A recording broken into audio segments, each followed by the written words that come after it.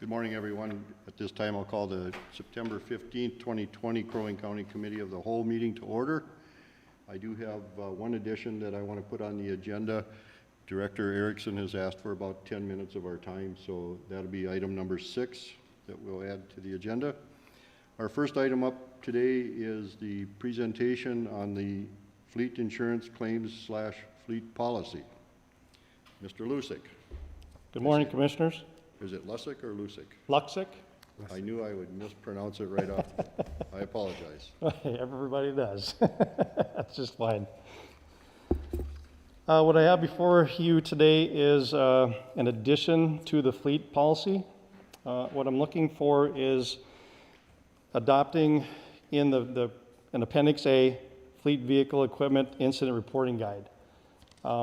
What I've found over the years of being your fleet manager has been when we report incidents to the insurance company, we're missing a lot of information right from the get-go. Insurance company requires a lot of information during an accident or incident that happens. What I found is that we're missing that information. So we put together a process improvement team and went through the continuous improvement process with this project, and we found all the inefficiencies, streamlined it, come up with some new information and some new forms. The 3 forms you have in front of you today is the fleet policy itself, and that has the red line addition to it in there, and that's under Section 3, Item G, under physical damage. That's just stating that to see Appendix A when there's an accident or incident on how to fill things out and when it should be reported. And that's what Appendix A is just basically a guideline to help people, employees, figure out when we should be reporting an incident and how to fill these things out. The third document is actually a new accident investigation report form. That I'm looking to start using county-wide here. This is a really robust form that we put together that's came out of this process improvement. A lot more information, a lot more detail. It just helps me versus going back to the employee or whoever to find this information and gather it all at one spot versus emails left and right from 6 different people. That's what we were finding is the employee would forward it to their supervisor, the supervisor and the employee would both send all the information to me, so I'd get double the information. Nobody was getting contacted when things were getting done. Just a lot of flaws in the system that we needed to address. And that's what all of this is a result of, is this process improvement that we've come up with. So today that's what I'm looking for is for an adoption to amend Appendix A to the fleet policy going forward. Okay, Administrator Houle, if I can ask you, we don't take action here, we would take it at the board meeting, correct? Yep. Mr. Chair, members of the board, no, you don't take action here, but it would be appropriate to give staff feedback if you think that there are good things in there, bad things in there that you would like to see changed before it hits your agenda. Okay, thank you. And I believe that through your experience, you sort of reconciled this with insurance companies and what they're requesting Yep. during your time with them, working with them. So personally, I did not see anything that was out of line for me. Okay.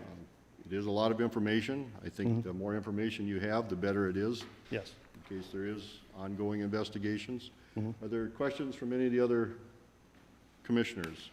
I know Commissioner Franzine is joining us via Teams. So Commissioner Franzine, if you're out there, do you have any questions?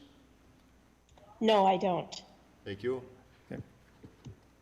I didn't see anybody raising questions at the board here, so Okay. Joe, I think you did a nice job. Thank you. I think you can look forward to us adding this to your policy, so Okay. thank you very much. Thank you for your time.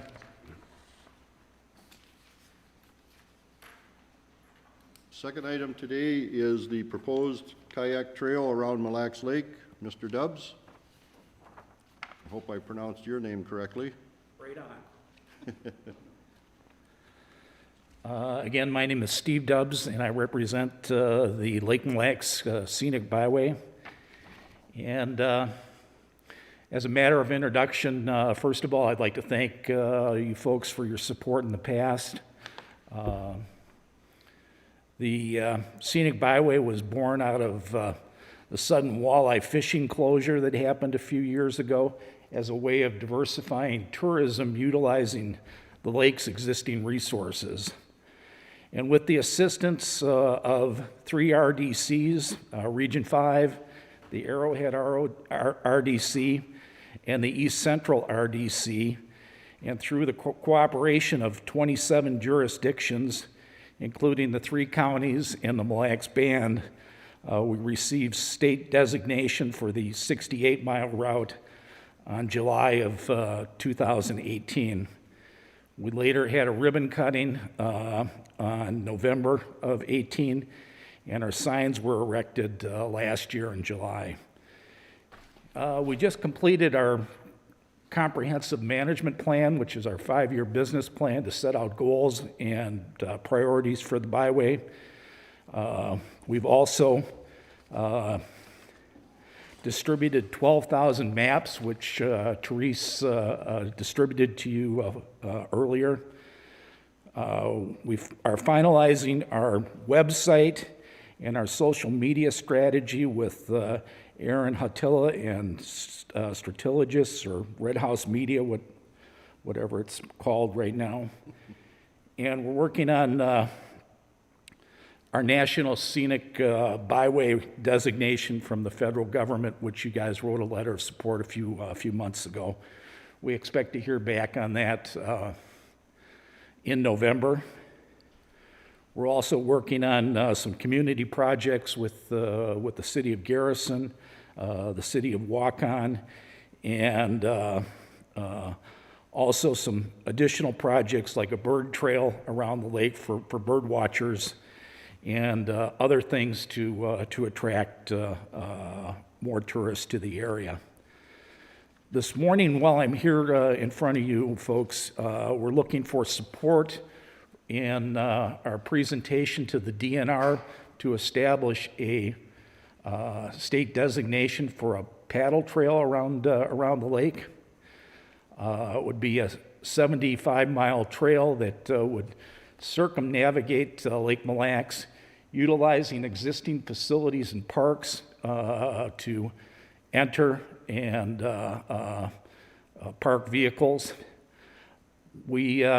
This idea arose out of some public hearings that we had when we were organizing the byway. We kept hearing at multiple public hearings that the lake should have a kayak trail. And it came up often enough that it was one of those things that if you hear it a few times, it's probably a pretty good idea. And we also had a member of the Arrowhead RDC that was actively involved in the Lake Superior Water Trail and the North Shore Scenic Byway. And basically the feedback we got from the general public is we should do it. From our experts, they said it's a no-brainer. When we brought it up to the communities, our problem was initially we planned on a 6-mile kayak trail to bite it off in smaller chunks and figure that out and then expand it. We kept getting feedback from communities and local representatives that we should go further. And when we approached the DNR about our plan, they said, well, it needs to be a minimum of 25 miles, which took us from Waukon to Malmo. And once we got to Malmo, Garrison said, well, why don't you come around to our side? And then that's where we are today, is we'd like to designate the trail around the Mille Lacs a designated water trail. And we need your support as our next step with the DNR to show that that this is a real proposal. So what were the the, sort of the downsides to not just doing the whole thing to begin with. You know, you're talking about 6 miles, 25 miles, whatever. Was there some objections to doing the whole thing? I mean, Just me. I just thought it was a little bit too big to chew off. And everyone around me, including my, my board on the Byway Council, said, let's do the whole lake. well, I think that when you look at Lake Superior and the trail that goes along the shoreline there, you know, I think that it's a natural thing. There's not infrastructure that has to be built or anything, so it's, the impact is low, Exactly. and, And the costs are negligible also. correct. And the maintenance is virtually zero. So it will be supported via a new kayak club that the area has founded. There's a lot of enthusiasm behind this project. At our first event, we had over 65 paddlers. If you, in fact, on my way up here today, I saw a couple vehicles with kayaks going around. Kayaking's hot.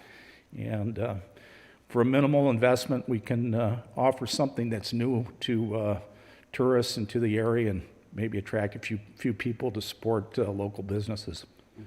I can offer up to the board as a sea kayaker myself and spending hours on Lake Superior and other lakes around here, that this is a great idea. That Thank you. It is low impact. You know, the groups are very respectful that I've seen. They're the longer kayaks. They're not the little short 12-foot, 13, 14-footers. These are the 17 and 18-foot kayaks. And if you get a dual one, you're gonna, you know, it's like a ship out there. It's not they're almost impossible to flip, but it's a very low impact. People do spend dollars. I can attest to that. They spend dollars on their equipment. They love their equipment. You're talking about fiberglass and sometimes plastic, but the high-end kayaks, you know, you're talking $5,000 for these kayaks, and the people are passionate about it. You know, they're trying to replicate, you know, the Inuits and those groups. So it's a wonderful exercise. It'll teach you how to sit in a sitting position and do a permanent sit-up for the rest of your life. It's pretty stressful, but it's fun. And it's a water sport, so you're always wet. You have to expect that, but you're out there enjoying it. You're like a duck in the water in this versus a canoe, which I did for many years also. But the kayak is a whole different world to experience on a lake. So personally, I'm in favor of this. I do have one other question for you, though. At one time, I was involved with a group over there that was trying to get a bike trail around Mille Lacs Lake also, which I'm also a biker. And I don't know where that's gone, but that was a pretty well-organized group at that time, but that's a little more of a high-end, or costs a little more to do that, to keep the safety factor there. When you're on the lake, all you worry about are the waves and big motors. But generally, the big motors don't come in where the kayaks are, so. Well, In our public hearings, a bike trail around the lake was the number one idea that was brought up as something that the area needs. It's kind of difficult around the lake. There's so many burial mounds and so many other issues that need to be addressed. It would be difficult. I'm not saying that it's impossible, and it's something that the Scenic Byway Council would like to tackle, but we're just getting started, and we're trying to pick the low fruit, and the kayak things seem to be, one, no money, no maintenance, and pretty easy to execute. And hopefully someday we'll be able to tackle a bike trail around the lake. So when you say you're asking for our support, tell me, is there a letter, or is there something? There is a letter that we're looking for to the DNR, the coordinator of water trails. I'll give Therese a sample letter that we're looking for, basically saying exactly what you said, that you believe that it would be low impact, low cost, good for tourism, and that you support it. Okay. Commissioner we- Franzine, do you have any questions for Mr. Dubs? No, I don't. Thank you. Any other commissioners, questions? I'll just add that I think it's another great opportunity to, as another recreational opportunity to bring some tourism to our communities, and I support it fully. I will add one quick thing too, you know, through this pandemic, it's a great opportunity for people to still get out there and enjoy the environment. You're separated from one another. Sometimes you're upside down in those kayaks, and so you're really separated from the rest of the world. Hopefully you know how to do a wet exit and get out of that kayak, or an Eskimo roll to get back up. Personally, I was only good at half of an Eskimo roll, but very good at wet exits. The first So, half. so if you'll give the letter to Therese, and we will consider that next Tuesday at our regular board meeting. Thank you. Thank you for your very much for your support. time. If I might share one story about kayaking on Lake Mille Lacs, I ran into 6 guys last week that were on surf skis, and they're 21-foot long kayaks. They're of a very high space age kind of design of materials. A 21-foot boat weighs less than 18 pounds. And that high wind that we had last week, they started in Garrison and landed in Waukon, and it took them 2 hours to travel the 20 miles. They were really flying. They love Mille Lacs. They paddle it a lot. They also paddle around the world. They've been to Hawaii. They've been to under the Golden Gate Bridge, do the Apostle Islands. Mille Lacs is their favorite place to kayak, and so that was, you know, real encouraging for what we're trying to accomplish. One other thing before you go, we would practice on the north end of Mille Lacs because it's nice and shallow there. If you get a nice southerly breeze coming up there, you get those nice waves, so you can paddle out and turn around and surf in. We call it surfing with our kayaks, and try to keep yourself from being broached and flipped. But it's a great place for practicing that. So when you get on Lake Superior, where the waves are bigger and they're actually further apart, Mille Lacs gives you a nice one where the waves are closer together, so it beats you up a little harder. So it's a wonderful place for the different aspects of kayaking, which isn't just touring, it's also about practicing your safety and your paddle strokes and everything that goes with that. So thank you very much. Thank you for your support. Next item. Mr. Chair? Yes. I have asked Debbie Erickson to come up, if you want to take her next, Okay, because our people aren't here yet. Yeah. Oh. John's here, but they're I on guess we they're just on their walked way. through the door. It was in the 9:45. okay. We're Time's way coming. ahead of schedule right now. All right. Debbie Erickson, would you like to address us? You're a fill-in to get us back on the time schedule. I don't mind being a fill-in once in a while. Mr. Chair, Commissioners, I just wanted to give you all a brief update on elections activity. We are getting closer, 48 days or so before Election Day at this point. Just a couple of updates.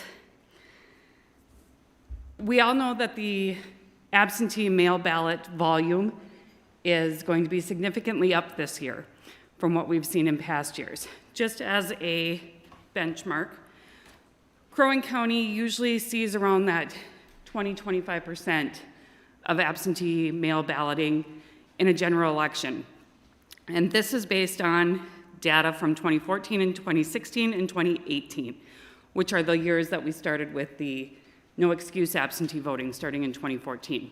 We've seen a steady increase of the number of people who choose to vote by absentee ballot prior to Election Day, or who vote in a mail ballot only precinct.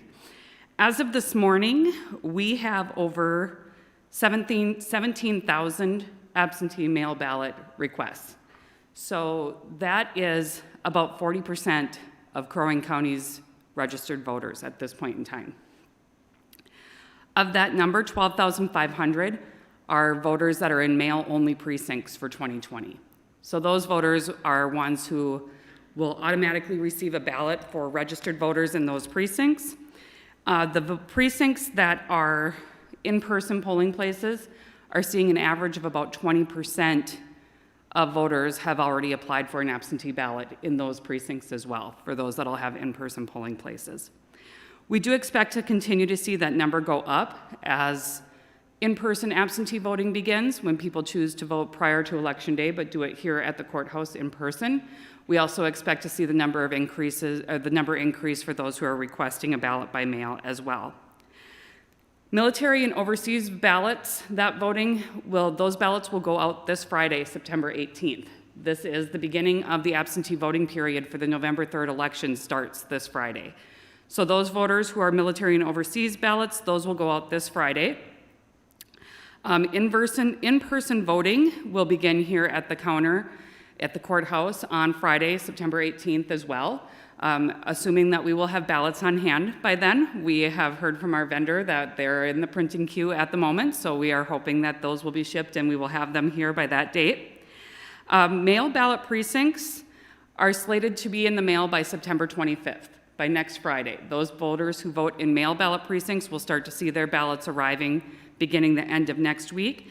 And we are hopeful that we will also have the 6,000 ballots that we have here in our office that have to be stuffed and mailed out for those absentee voters in the mail by next Friday, the 25th as well. That is our date that we are currently shooting for.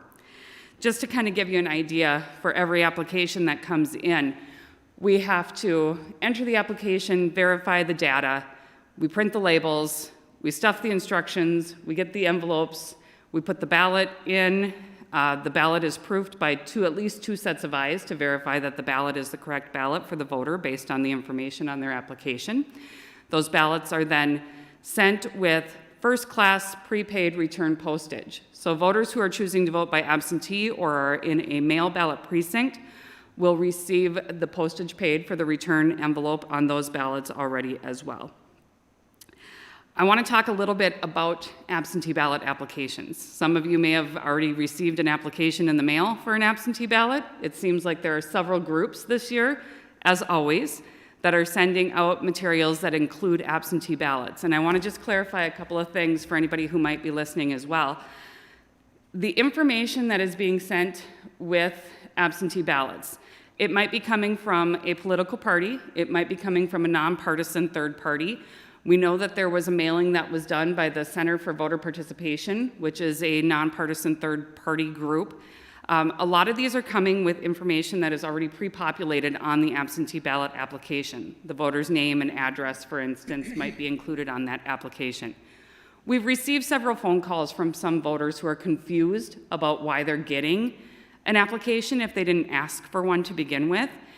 And the best information I can give is that any group for political purposes can purchase a voter mailing list. They can purchase a list of registered voters' names and addresses. They can mail whatever they want to mail to those locations, including an absentee ballot application. This is something that has happened in every election previous as well, that they often will mail an absentee ballot application along with the literature that they are sending out to assist voters in getting access to an application. I think people are confusing an application for a ballot because we've had several questions and calls from people saying, well, why did I get a ballot in the mail when I didn't even ask for one?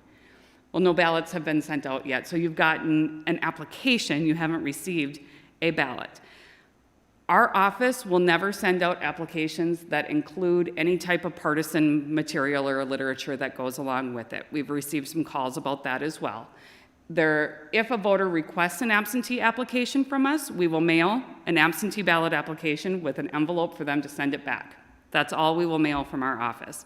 If they are getting applications that are attached with other information on parties or candidates, that is coming from different sources than our office.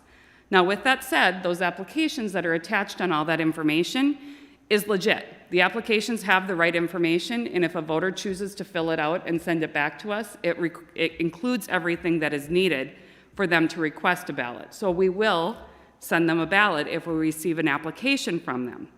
Now, the one thing I do want to encourage voters is you might be getting multiple mailings. You might be getting mailings from a lot of different areas that include an absentee ballot application. We're begging you to only return one of those applications. Every application that comes in, we can't tell if it's a duplicate until we've gone through the whole process of entering the application to verify the information. And we are seeing that there are certain circumstances where voters are sending in more than one application. If you don't know if you've already sent an application or not, there's a very helpful website that you can go to find out whether or not you've applied for an absentee ballot and what the status of your ballot application or your ballot is. The website is mnvotes.org, and it lets you track your absentee ballot application from start to finish. This is a website you're going to see my office publish a lot over the next 40 some odd days because it does provide a lot of information for those voters. They can apply, they can update their voter registration if they've moved since the last election, or if they need to register. They can track the status of their ballot. The date that the ballots are sent will be uploaded and noted in there so they'll know exactly when their ballot has been sent so they can start to expect it in their mailbox. Once it's returned to our office, the date that we receive it will be noted, as every day that we receive ballots back, we have to date stamp them and enter them into the system that same day so that we have that information in there. It will also note once the ballot has been accepted so the voter can be assured that their vote has counted. That's the best way to know whether or not your vote has counted. Not going to the polling place on election day to see if your absentee ballot has counted. If you have questions, call our office or use that online tool, the mnvotes.org. The other thing I want to talk about a little bit is the post office, the postal piece of it. We have, as I mentioned, you are provided with an first-class postage paid return envelope to return the absentee ballots. We are suggesting that people plan for 5 to 7 days if they're going to mail their ballot back. Make sure that they get it voted and get it in the mailbox as soon as possible, allowing 5 to 7 days for delivery. Even if you drop your ballot in the post office next door here at the Brainerd Post Office, which is literally next door to the courthouse, that ballot has to go all the way down to Minneapolis or St. Paul to be processed through the UPS Center, sent back up here, over to the Baxter facility for sorting, and then back over for the mail delivery to actually be delivered to our office. This is why we want to encourage voters to give as much time as possible for the mail piece. I do want to give a shout out to the Brainerd Post Office because in the primary election, they made several trips a day over to our office the last couple days of before Election Day and on Election Day to make sure that we got every ballot possible as quickly as we could. In fact, we even had a postal carrier from the Aiken Post Office. A Crow Wing County ballot accidentally ended up in the Aiken Post Office on the election day, and somebody actually brought it over from the Aiken Post Office to our office to make sure it would get counted. So those postal workers are doing everything they can to make sure that every ballot gets here and gets counted. There is a court stipulation in place this year that requires us to count absentee ballots, to accept and count absentee ballots that are postmarked by Election Day that are received in our office up to 7 days following Election Day this year. So we are going to be continuing to collect those ballots after Election Day. We'll take those that come in the mail and we'll make sure that if they have the postmark of Election Day or earlier, that they will be counted. And I'm going to talk about that a little bit more in just a second. I also want to talk about in other ways that voters can return their ballots. So we talk about the fact that they can drop it in the mailbox, that they can mail it back to our office with the prepaid postage. They also have the ability to bring their ballot here in person to the courthouse. Starting next Monday, we will have a drop box on our first floor that is manned by an election staff person all business hours from 8 a.m. to 5 p.m. Monday through Friday. We will make sure that voters who are bringing in their ballots and want to return it have the ability to put it into that secured drop box right there, or they can bring it up to the counter on second floor at the elections counter if they choose to do that as well. A voter can designate someone to return their ballot for them, but there are a couple of caveats that I want to talk about with that. The first one being the fact that a voter can only, or an agent, if you will, can only return ballots for up to 3 other voters in an election. So a voter can bring their own ballot back and ballots for up to 3 more people. If you're bringing back a ballot for somebody else, you have to sign an agent log that includes your name, your address as the agent, the voter's name and address of whose ballot you are returning, and you have to sign that log. So that's that tracking to make sure that people aren't doing ballot harvesting, that it's not just going around and grabbing a bunch of ballots and bringing them back and turning them in.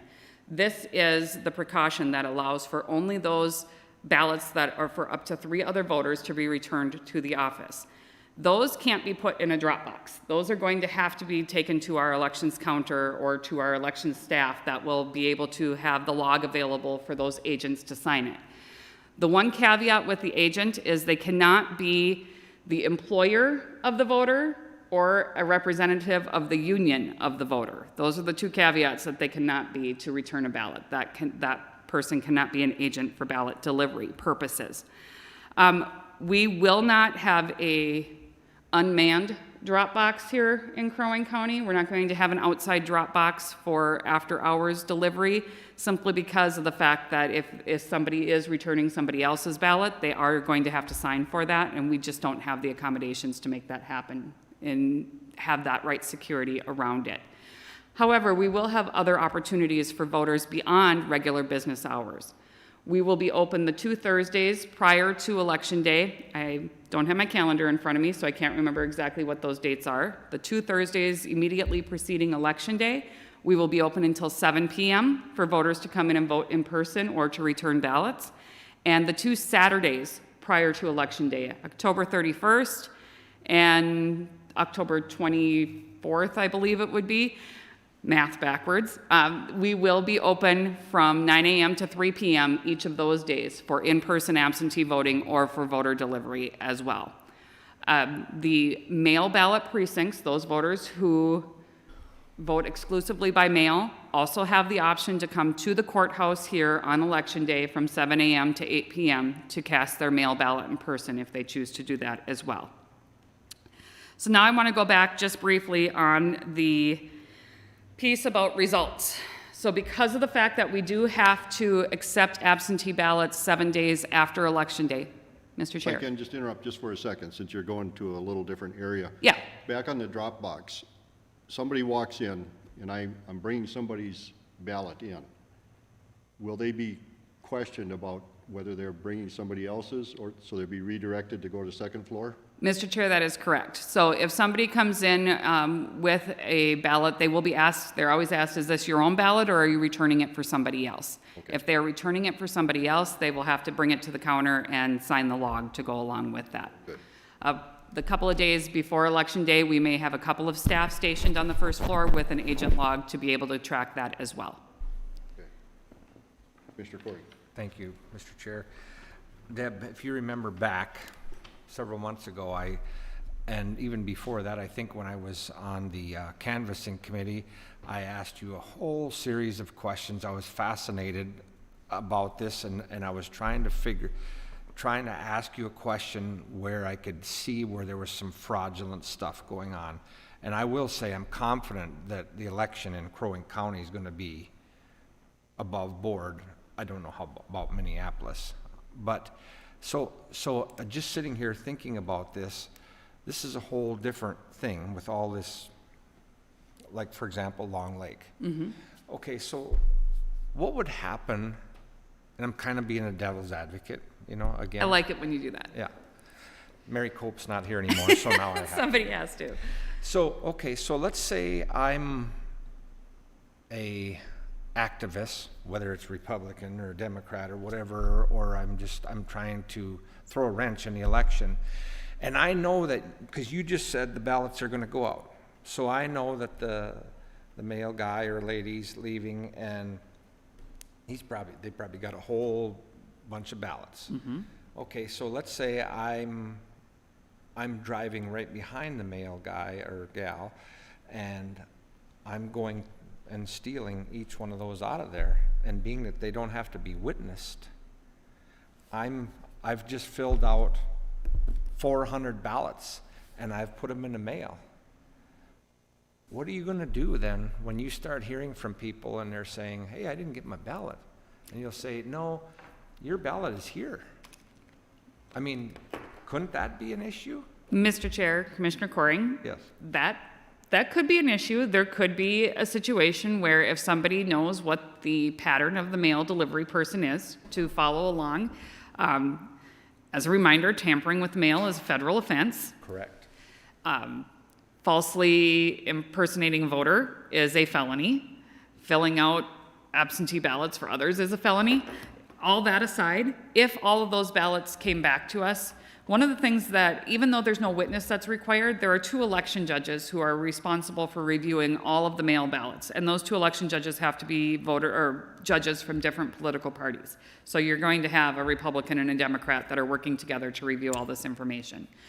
Part of the reason why we are telling when ballots are expected to go out is so that those of you who are in those mail ballots are aware of when those ballots should be in your mailbox. And if you don't get the ballot, you should contact our office right away, or use that mnvotes.org tool to say, okay, my ballot was sent on this date, I haven't received it yet, I'm going to contact the elections office.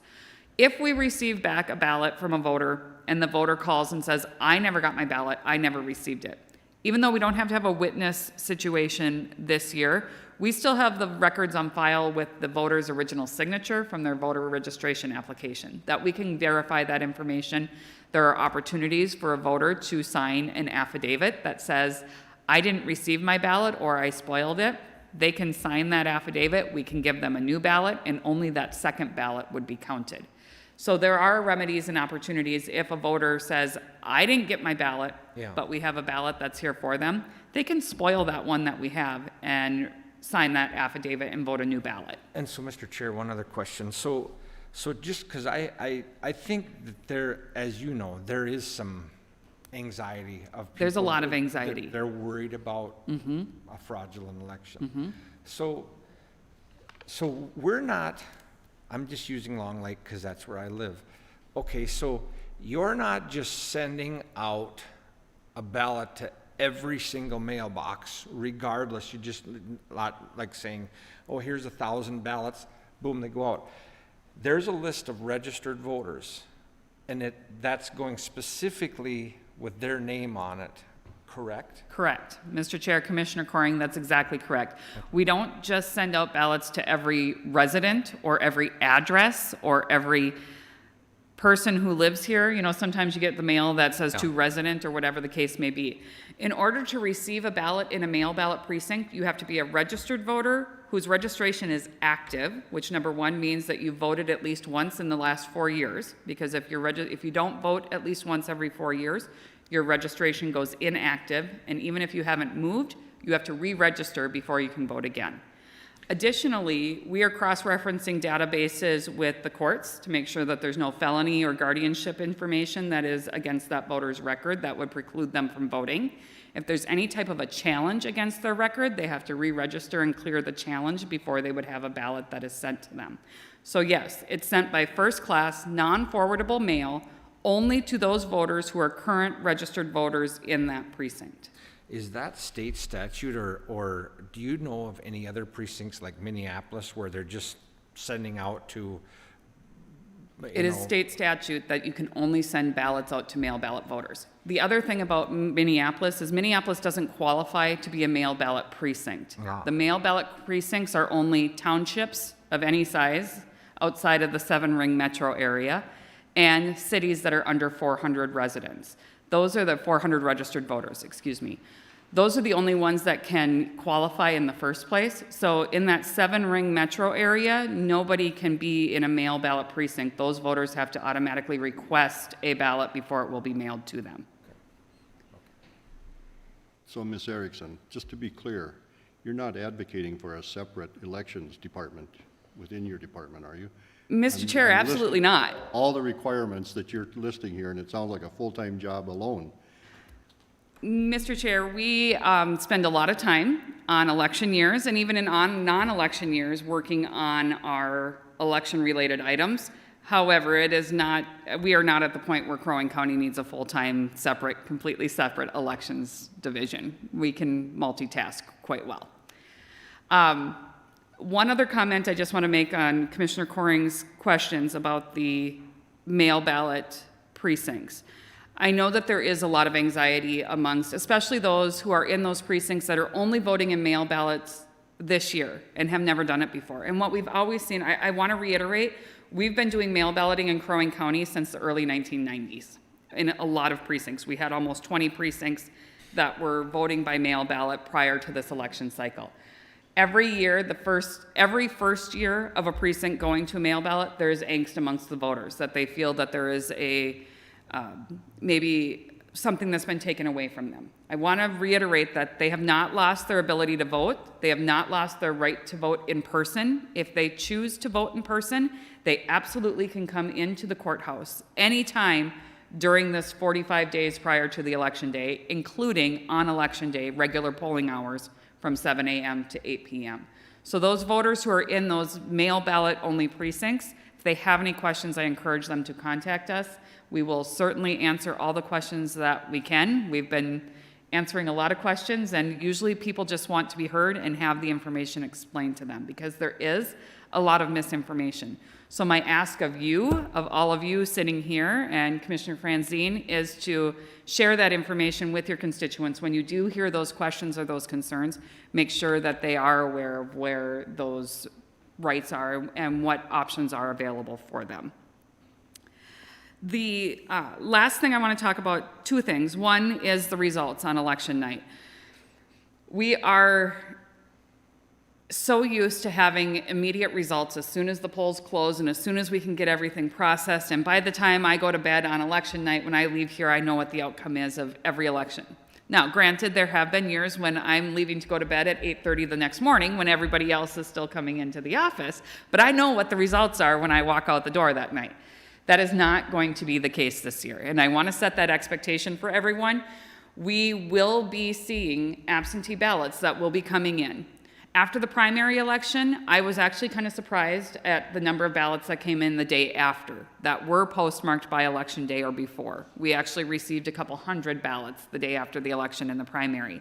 So considering that the volume of ballots that are going to be mailed out and sent back for the general election will be even significantly higher than it was for the primary, I can see that we will have several hundred ballots that will be coming back in those 7 days after election day.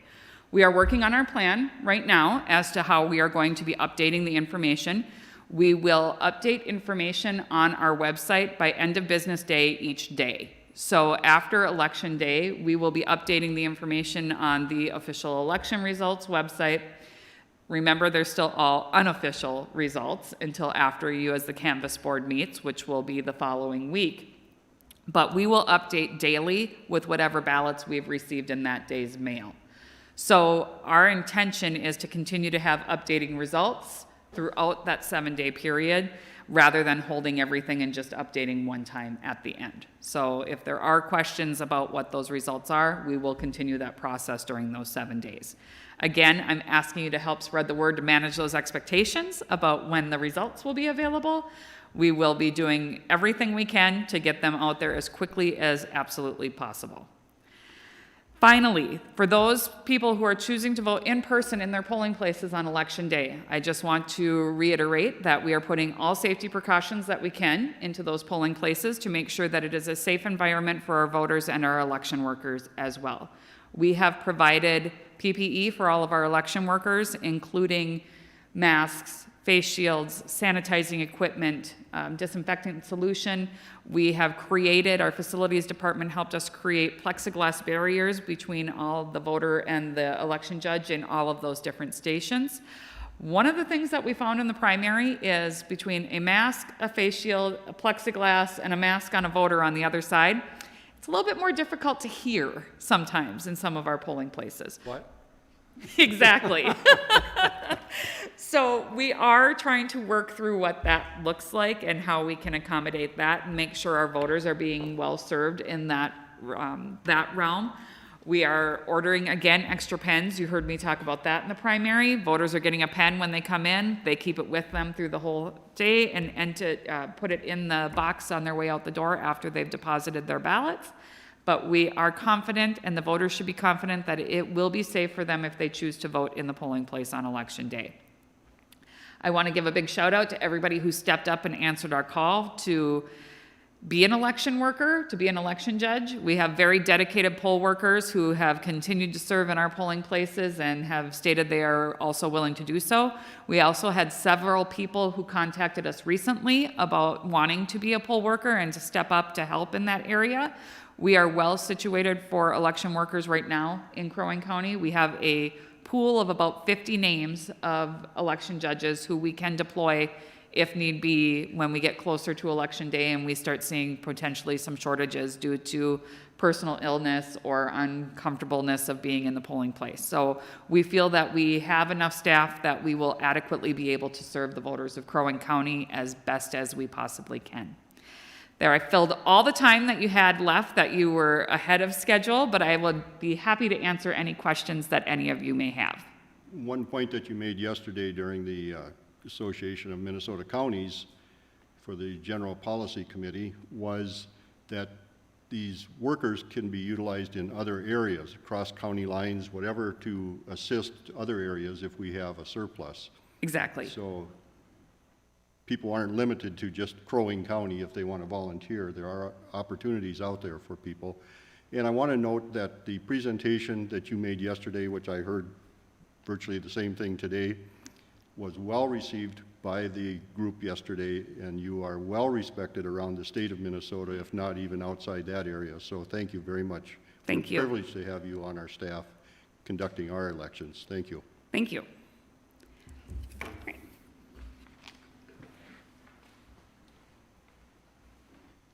Thank you for filling that spot, too. Great timing. So next up will be the County Road 145 improvements, Mr. Dubé, Mr. Peterson, and Mr. Lubke.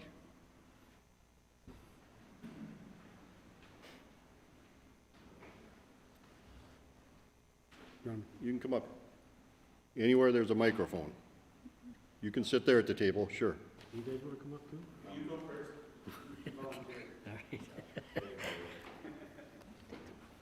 Let me take my mask off here.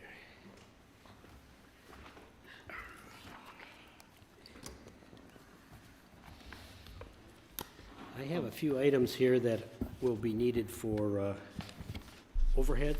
Could I please Sure, I give them can to you give now? And Mr. Dubé, I'm going to be here. I did, upon your request, I did bring up a map that, and I'll help you kind of, if you look up here. Okay. You said that you wanted to go through Right. some of the orientation of County Road 145, so I'll be here. I'll move this, and you can use the pointer Okay. to direct their attention to. All right. Well, first of all, I wanted to thank you, commissioners, for this meeting and for the opportunity to speak with you about County Road 145 being scheduled for I think an overlay would be the correct word, in 2023. What we were here today for really specifically is and that would be the township supervisor from Ideal, Dave Peterson, myself, Mike Dubé, Township of Jenkins, and John Lubke, the mayor of Jenkins City. We'd like to discuss a path forward to find a solution that would allow County Road 145 to have an asphalt shoulders for multiple use of the road. Our three local governments who have that road travel through their jurisdictions, we would like to suggest a similar approach the county has taken to add shoulders to County Road 115.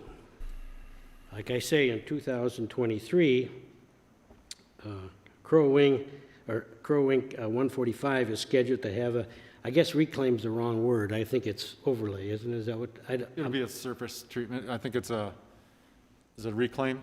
A reclaim? Will it? Right now, it's not a reclaim. Right now, it's just an overlay. Okay. Right. So, and this is without adding any shoulders. The three local governments are today requesting that the 2023 overlay project of Crow Wing 145 be postponed until the money can be set aside to enhance the County Road 145 by constructing shoulders, asphalt, for multiple use and for safety. Later on, I'll be talking a little bit about the reasons why we think this is necessary, but quickly, ATV, biking, walking, joggers, snowmobilers, we even got skiers now on there. So I wanted to look at County Road 145 to kind of give us all an update on what it is. So the aerial map would be great. Tim? Okay. Just a little thought. 371 has been developed now to a 4-lane right up to the Apine or County Road 16. 145 picks up there, right there at 16. And as you can see, it goes right now from 16 to Veterans, that's already been done this year with shoulders. This section. What happens then after that is that you want to bring it down a little bit, then the road goes around Upper Hay Lake and comes back to 16 on that end there. So, and then of course 16 and I know 15 both are county roads that have shoulders as well. That'll come into play a little later in my discussion. There are three major, what I call areas that create, what do I want to say, growth or whatever, but it's Cemetery Road, which goes out to 15 from 145, which then leads down to the traffic light on 16, the only traffic light, none on Veterans Trail, none on 15. So it's real difficult for older people or any people, even truckers, to do a left-hand turn, being that the road goes from a 4-lane down to a 2-lane at the Apine. Then there's also Silver Sands Road, which is another road that connects 16 to 45 to 45 to 15. Heavily used. I've got a few overlays, illustrations later on to talk about that if I may. Then the last one, of course, is Whiskey Road, which has a big number of people on there, which is over there. That it's not a thoroughfare, but there's just a lot of people in there that are using the road for recreation and walking and biking and whatever. And then we have Birch Trail as well that goes along the lake there that has quite a few houses. So that's kind of the gist of what 145 is. I'd like to talk at this time a little bit about the reasons for the shoulders. In other words, what has changed in the impact. I'm not here to discuss the merits of what the changes are or what the judgments were, the decisions to do it. All I'm here to do is to say we want to funnel it down for what the impact on 145 is. The first thing is that, the expanded use of ATVs. We have no shoulders. We have three, in that area, we have three what I call areas where there's water that goes underneath the road that comes up, and they have to be, so any ATV use would have to come up onto the road, no shoulders. The next thing is the VRBOs, Vacation Rental by Owner. We have on Birch Trail 2 now VRBOs. Nothing wrong with it, we do it, but now instead of just the weekenders, they are being used all year round. So there's a little bit, and they like to have their, ability to get out and move around. Then I want to talk a little bit about the growing and housing on County Road 145. Ideal Township has had quite a few development. Matter of fact, they've got a Grove Creek Trail development that has been passed, and it's been plotted, but there hasn't been any houses in there, but it will be pretty soon. And that leads right out onto 145. It'll be a single road, I'm sure, that comes out, but it'll be a development. Jenkins Cities, they have Cemetery Road development. There's a huge development back in Cemetery Road when you get past the cemetery. Then, and also they have, just recently, their planning and zoning had allowed duplexes off of 145. So that would put additional pressure, I guess, impact on 145. Jenkins Township, we've got approximately 20 new buildings that have been added onto the lot on Upper Hay Lake. So it has grown since, the last time a reclaim or overlay was done, and that was in 2003. Next one is 2023, so 20 years seems to be the established area of Just time. if I can ask you a couple questions Sure. for clarification. You Sure. said 20 buildings. Are those residential homes? Correct. Okay, not just Yeah. outbuildings? And some are in Birch Trail, some are right on 145, things like that, yes. And then Thanks going for- back to that proposed development, how many units would be in that area? Yeah, on Grove Creek, Yes. I would have to. But there's a sign there, it's plotted, it's a fair number. Okay, It's right there by the creek, where the major creek is that comes in connects Lower to Upper Hay. right. But there's a storyboard there that says how many plots are there. Okay. Then, the other thing is another thing that could help impact it and help our cause is that if the 0.5% sales tax is extended beyond the 10-year period, could money be set aside for future enhancement to the projects, Because my understanding is, being I'm on the Department of Transportation, the advisory board, is that the county transportation is catching up to some of its projects that they already have. So they're gaining on that, so we would like to see if we could add those shoulders, which we think are necessary. And of course, I've already talked a little bit about the 371 corridor, the 4-lane expansion to Jenkins City. And like I say, there's more traffic, and the narrowing to the lanes add congestion. And the left turn on Crow Wing 15 or Veterans is more difficult now because of that narrowing. I got that one. Well, I've talked a little bit already about safety and recreational uses of the Crow Wing 145 by pedestrians has increased, the walking, the biking, and all that. So it's a good road to obtain access to the Paul Bunyan Trail because it goes right to Apine. They put in the cement to wait at the stoplight, and they even got the bike racks, that go down and go onto it. So there's a lot of use there. And they come in from 16 also, and 145. We've also done a little cost sharing with the county already, the 3 entities. We had a feasibility study where we paid $15,000. I think the total bill was $30,000, but Crow Wing asked for a cost sharing, and we went $15,000.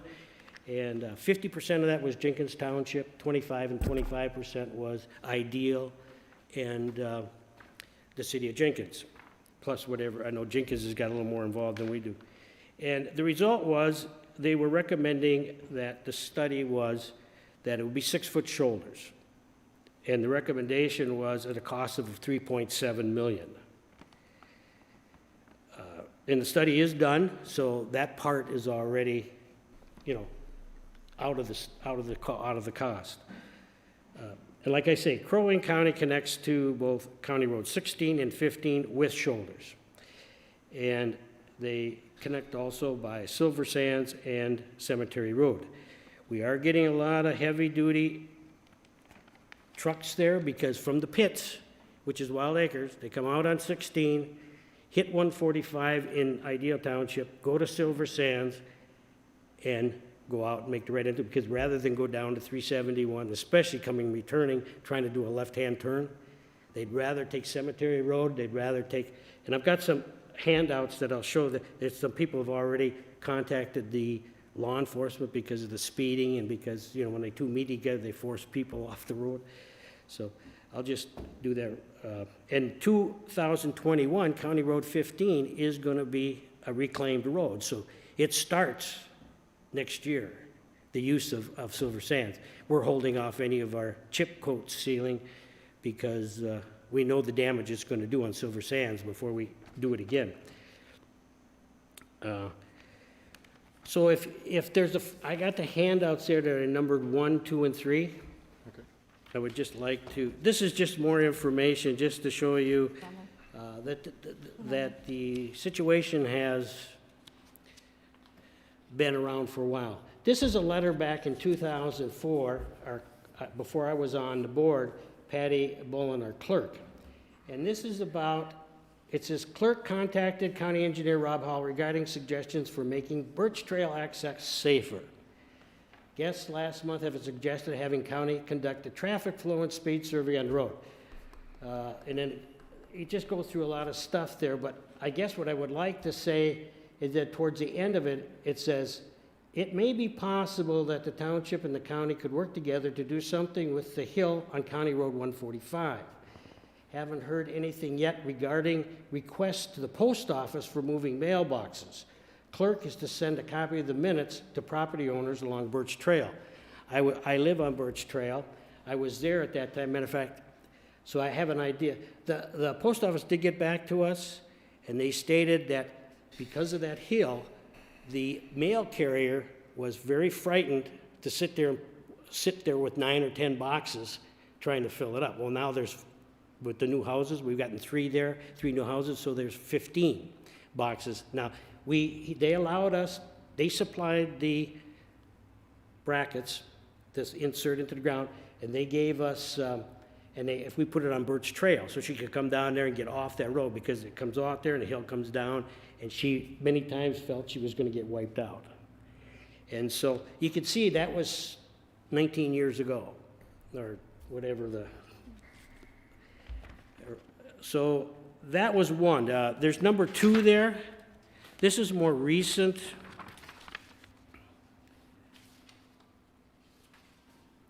This is somebody on Silver Sands, and this is a little bit about the truck congestion that comes off of 145 and goes to 15. I am a full-time resident and live on Silver Sands. We have semi-trucks hauling big loads of sand back and forth all day long. That's not the problem. The problem is excessive speed. I have been walking on the road, and I have seen working in my yard several times. These semi-trucks have to go at least 50 miles an hour. The posted speed is 35. Today I was out with my dogs and a dump truck going along our way at 35 past my house. The dump truck was going fast and maybe had most of the road. A car was coming the opposite way and pushed off the road and the entrance of our driveway. For me, this is not acceptable. We have 2 speed limit signs at the beginning of each road, end of our road. Could we get more signs in between, or is there something else we can do?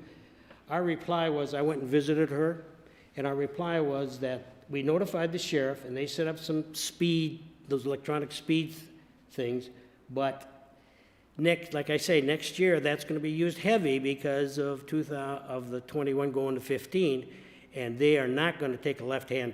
They're either going to use Cemetery Road, and as they get further doing that road, going up to 1, they will use Silver Sands as the shortcut to the pit, returning and going. So that's just that one. Now the third one, if I may, is the reply that the sheriff sent to our clerk, and he said, please see the below county. Also, I asked that we set up additional signs on Silver Sands for a couple weeks. See you soon. But he also sent us some reports regarding what we could do in the way of maybe setting limits on, road limits. Maybe Atkinson Road set a 5,000 pound limit, or 10,000 pound limit, excuse me. And then on one end, on 112, they said no trucks, trying to prevent the breakdown of the pits, the truck coming off the pits. We don't want to do that. We'd rather work out a solution. So that was, and he recommended that there was statutes that we had that said that either the commissioner could set road limits, or in the statutes, I have a copy of the statutes here. If you want to have them, you can. Or we can, as township authority, set Silver Sands a no truck or a limited. So that was kind of the current letter and the current situation that we're dealing with. The last thing, just a couple last things before I conclude here, if I may. The traffic study and the testing and the growth from the first traffic to the present 2003, we get a lot of traffic reports that they take right there at that set of time. And they'll say, okay, this is so many traffic reports. But what has it done in the last 20, 30, 40, 50 years? How fast has it grown? That's what I would like to know, and to see if it has grown. And then what will be the projection? Because if we do the overlay in 2023, we won't see the overlay again. We won't see an adjustment or dealing with that until 2043. I'll be 92 years old. I won't be having to consider it. So I'm thinking more for my present day people. So that was the other thing. The last thing is that another option that could be done if we needed to hold off to wait for funds, could we use a chip seal option? I've seen the state use it, the counties use it, the cities have used it, the townships have used a chip seal, until we can enhance the shoulders. We could hold it off a few years because we just need. And then, Tim, have you got the projection for where you put what class of county roads are in? You know, like we're in a green class, I guess is what we call it. It's called, let's see. Yeah, we're called a rural minor collector. That's the functional class.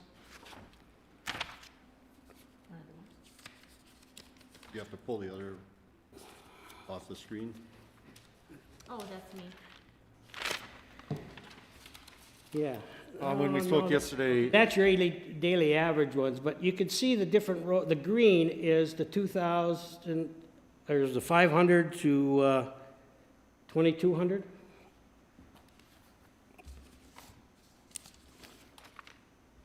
Right? I mean, if you use the 500. green bar, 500 to 2,800 the 28, vehicles per okay. day. Well, I need to go to CI, doctor. But anyway, look at the, your roads like that 115, is that on there? That's a green one also. That's getting shoulders.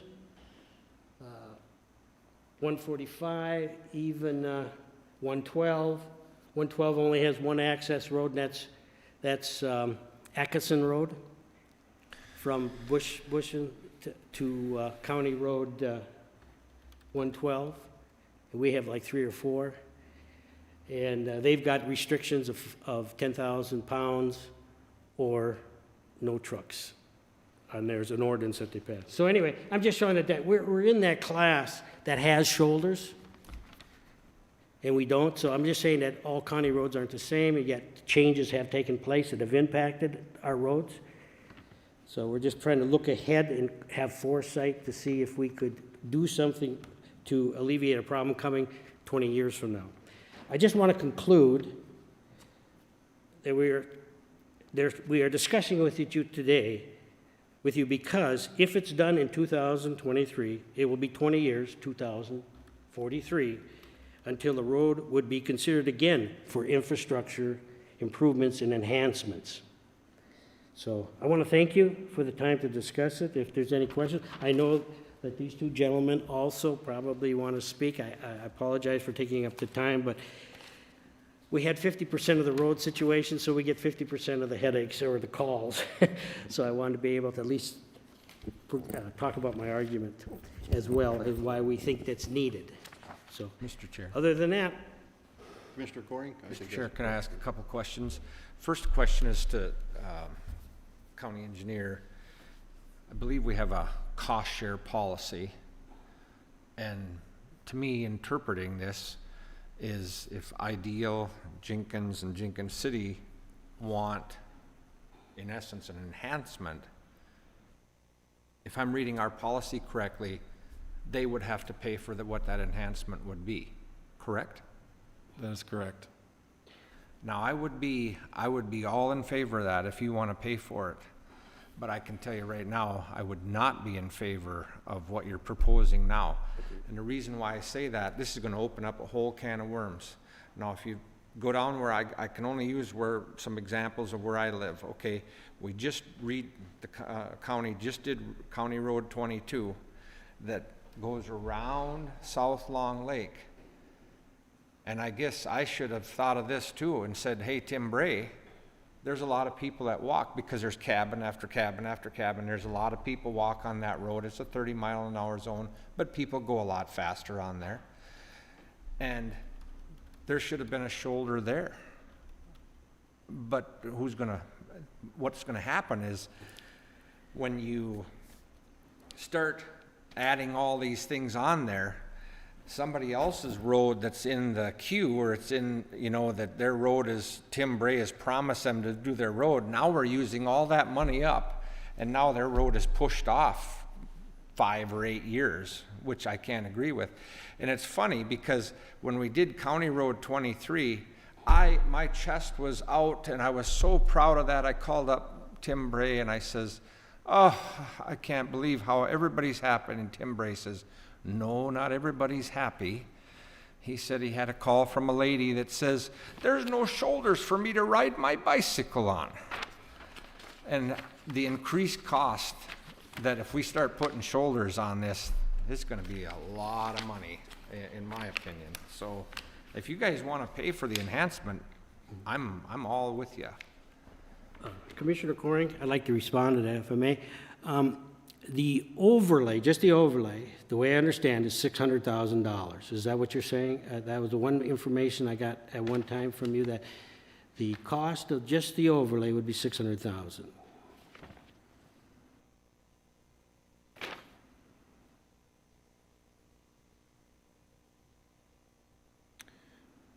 That's what we currently have in our 5-year plan, yes, is the Is cost. 600,000? 606,000.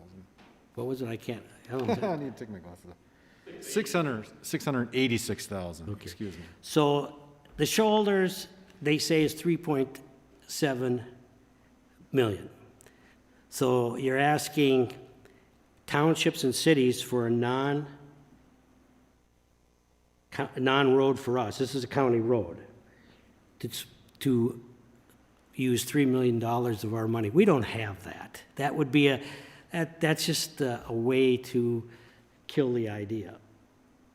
And yet we're looking at safety, we're looking at increase, we're looking at foresight in the future, what it's going to be like. Eventually, at some time, and if they wait till 2043, what would be the cost then? Can I ask another question? Sure. So what is the right-of-way on that road now? Is it 80? Is it 60, 80, or 100? Do you know? Ooh, I don't know. Last Nate I heard Robb was is our 100. historian. Rob's in That's the the crowd. problem too, is when you add on those shoulders, if you don't have the adequate right-of-way, then we're gonna be buying right-of-way too, aren't we? Yeah, Mr. Chair, Commissioner Coring, it's 66 in most places. Some places there are no recorded easements. It's prescriptive. So there would be a right-of-way acquisition process with the widening project. I mean, Mr. Chair. Sure. So at 66, if you did add 5 or 6 feet on each side, you would have to have more right-of-way, wouldn't you? You would, unless it was the ideal situation. Mr. Dubé mentioned the west side of 145, we put 6-foot shoulders on for short stretches. That was a very flat topography. The rest of 145 has a lot of rolling hills where we just couldn't catch ourselves with the slopes, so there would be right-of-way. Right. Yeah. Mr. Chair, I think this is bringing up the topic of what's our roads going to look like 20 years from now? And, with the population growth, with the activities that are going on, it's like maybe we need to look at this, and really what the townships and the city are looking at is that they're willing to defray some costs now so that we can really look at it and kind of start planning out what's the future going to look like for our county roads in 20 years from now.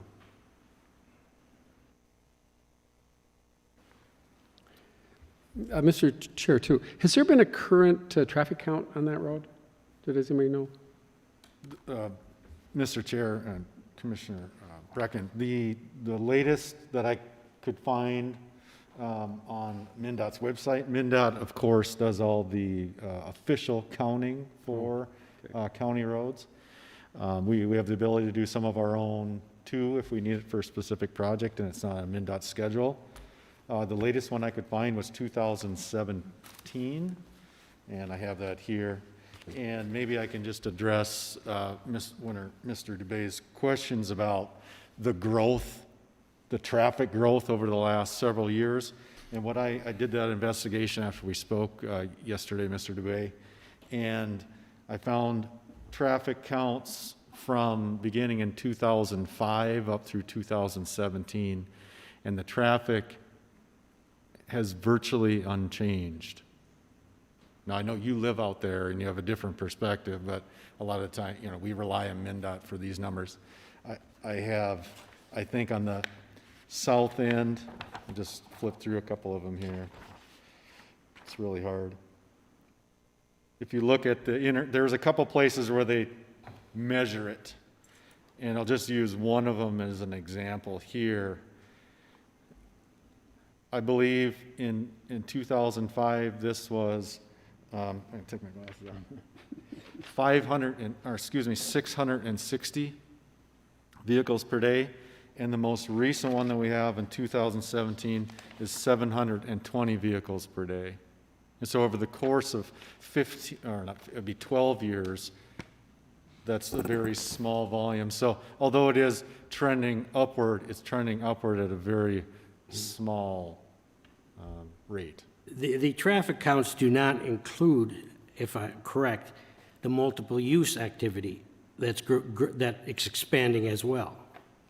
It is not intended to count the ATV traffic, if that's what you mean, and pedestrian traffic. No, those numbers would not be reflected in these, no.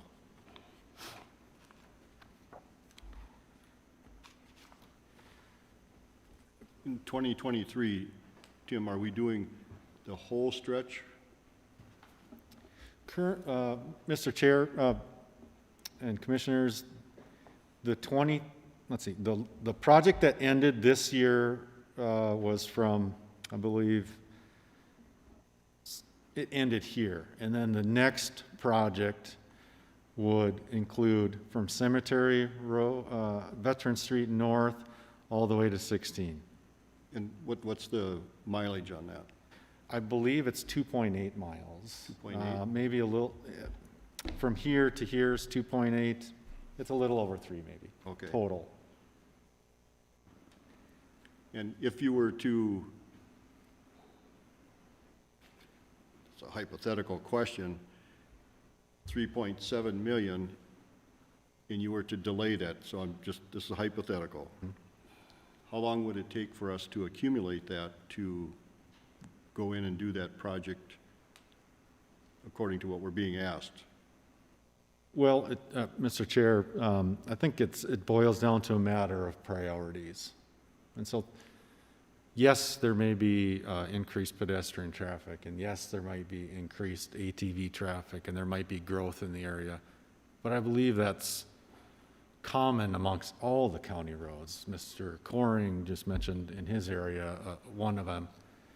And that $3.7 million could be going to improve an intersection, for an example, where people are getting hurt, and I think most people would agree that that would be a higher priority than shoulders. Maybe not, but and so it's the competition for that money.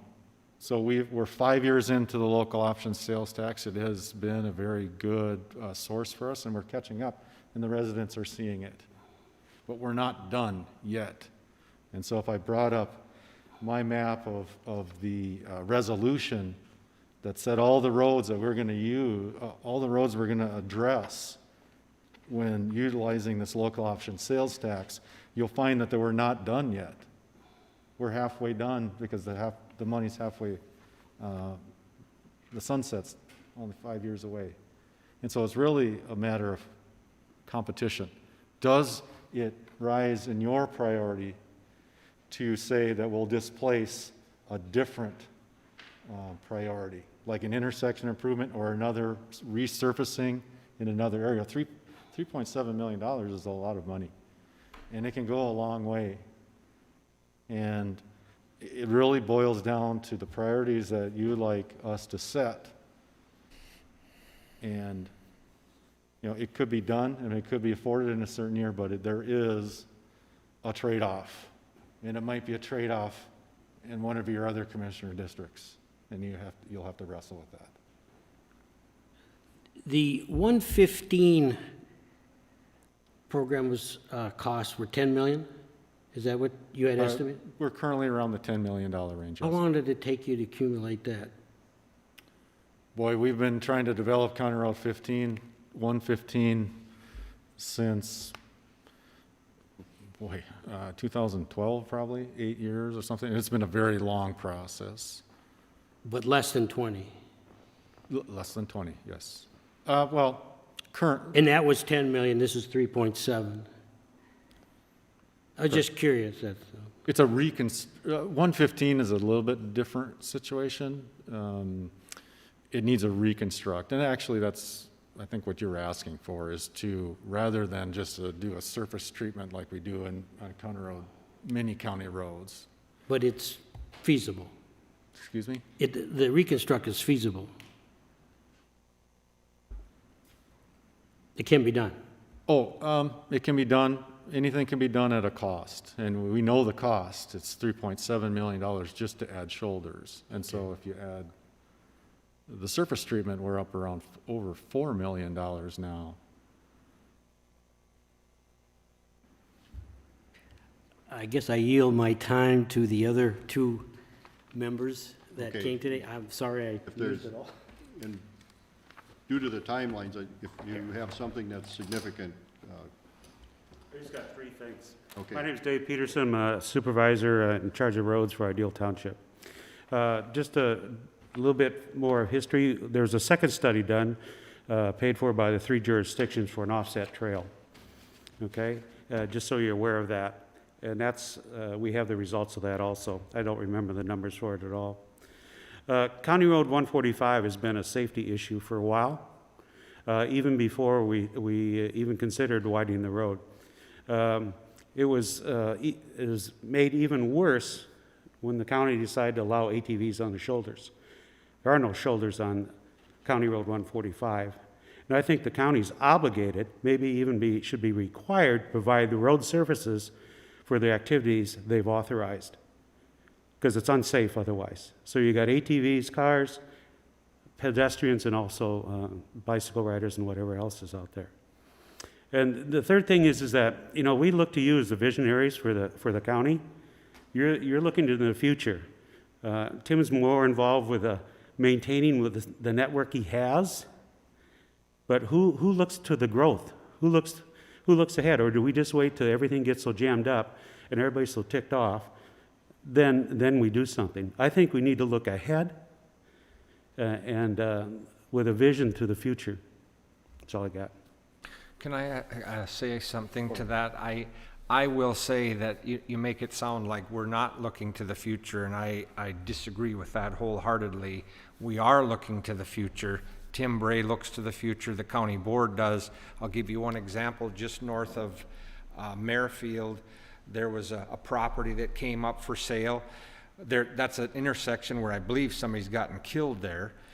Tim Bray came to us several years ago and asked if he could buy the property that's right on the corner because he wants to fix that intersection to protect people's lives. So we are looking to the future, and to say that we're not, I don't know that I agree with that. So, To your point, Commissioner, I think we don't want to wait for a death before you do something. I think looking to the future is making a change before somebody is killed. correct. so Tim, what are the current shoulder widths on the current road?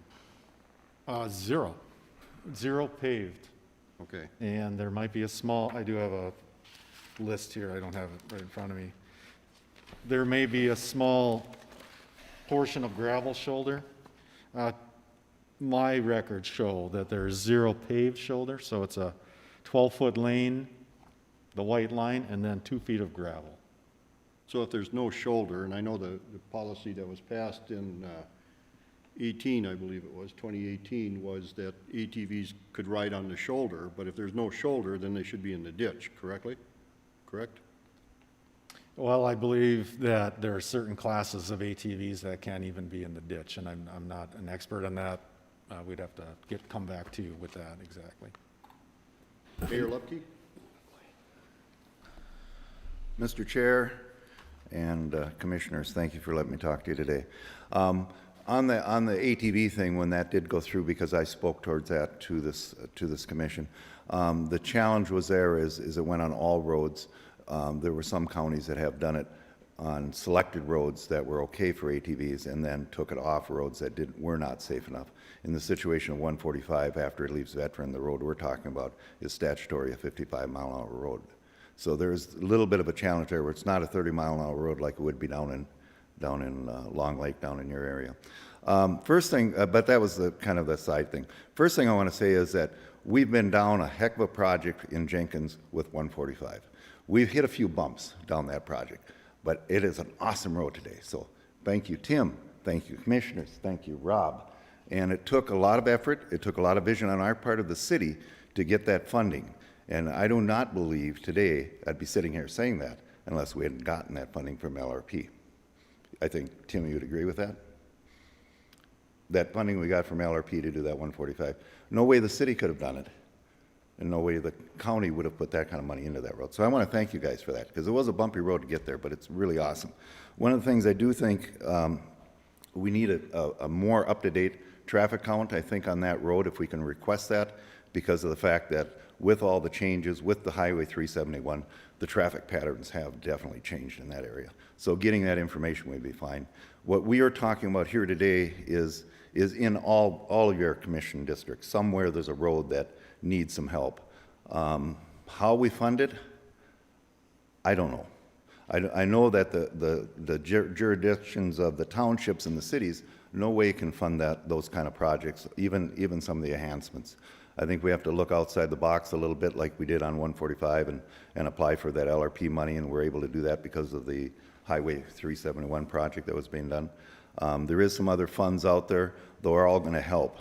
I think in what you guys do here and what Tim does, looking at that long-range vision, looking at where those areas are that they can be enhanced and get that in the long-range plan. Just like you said, 115 was what, 10 years to get that thing done?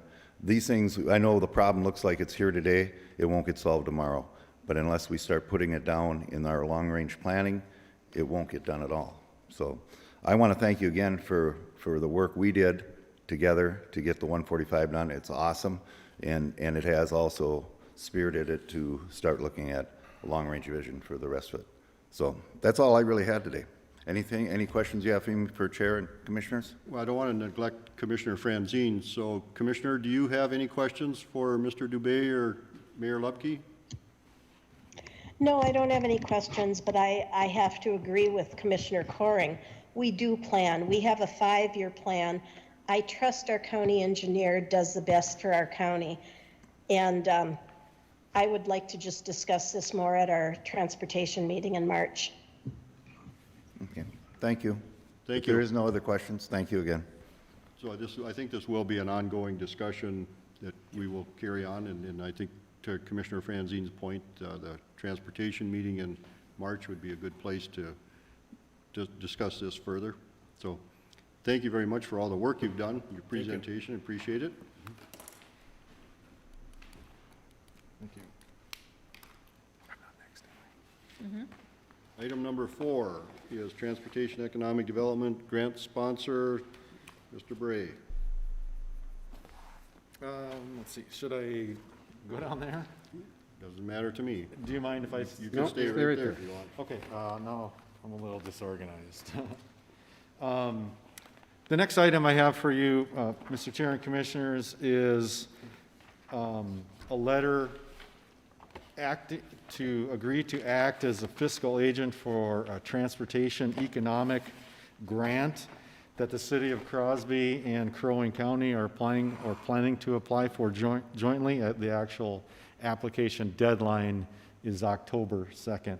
And the reason why I'm here today and maybe not at the county board meeting, it's because I will not be there. And so a lot of your materials you see in your packet for the committee of the whole here look a lot like what you'd see at a board package. And it's only because I'm going to be unavailable next Tuesday, and I wanted to have a discussion with you about this rather than put it on the consent or have my staff have to represent some of the hard work that we've been doing.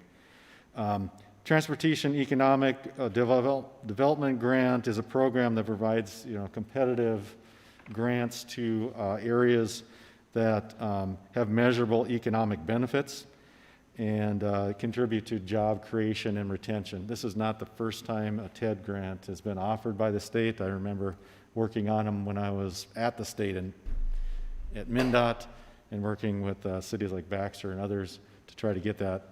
This year, it's a little bit different.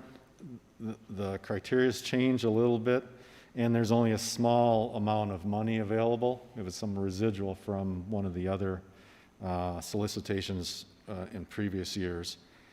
And the reason why that we focused on Crosby, maybe I can use this, is back in the beginning of this year, I want to say it was January, we received word that the City of Crosby and the Miners Incorporated, they are one of the owners and developers of Super One Foods. I believe they currently own the current Super One Foods in the City of Crosby, was planning to relocate to in the vicinity of County Road 31 and 210. For your orientation, you might know where the Hallett House is. It's actually that property. They have purchased the property. They've gone through the annexation process with the City of Crosby to now it's part of and falls under their planning and zoning. They're working on water and sewer and that infrastructure improvements. And from a transportation perspective, this is a huge traffic generator. Almost 50,000 square foot grocery store with the potential of some other retail, possibly a liquor store in the area. And this intersection is pretty high on MnDOT's radar screen in terms of rural intersections. It ranks 22nd out of 508 rural intersections in terms of challenges. That doesn't mean that there's been a lot of crashes. There has over years been a fatality at this one, at least one. And so we're concerned about the existing geometry of the intersection. This angle of approach is challenging. And then putting more traffic there.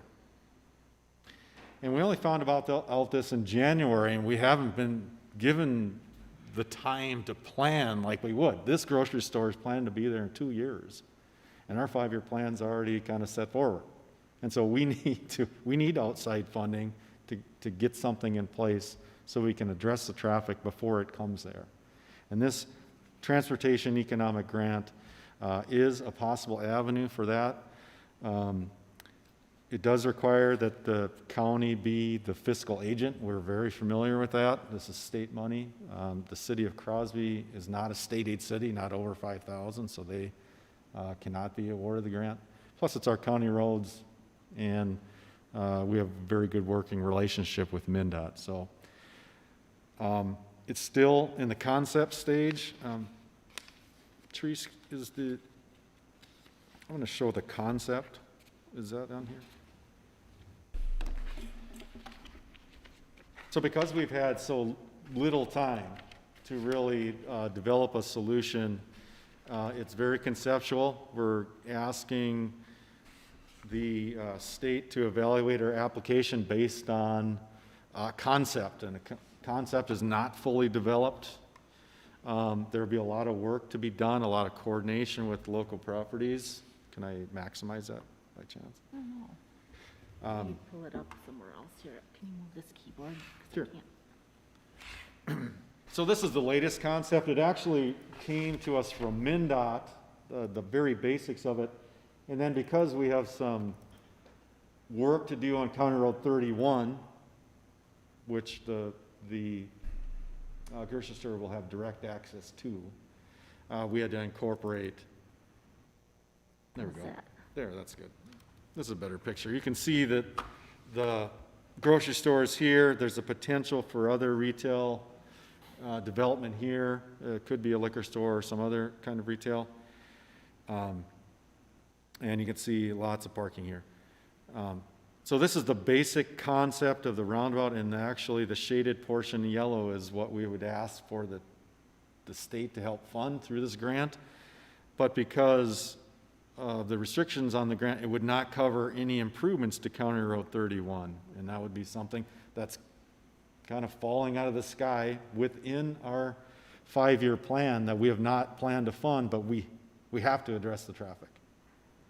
And focusing back on this is what we're looking for the state to agree to pay for portions of. The current ask is $735,000 we're asking. It comes with a 30% match. That's something that we would have to fund, utilizing our cost participation policy if that is appropriate with the city or other partners. And it's so conceptual right now. The deadline's October 2nd.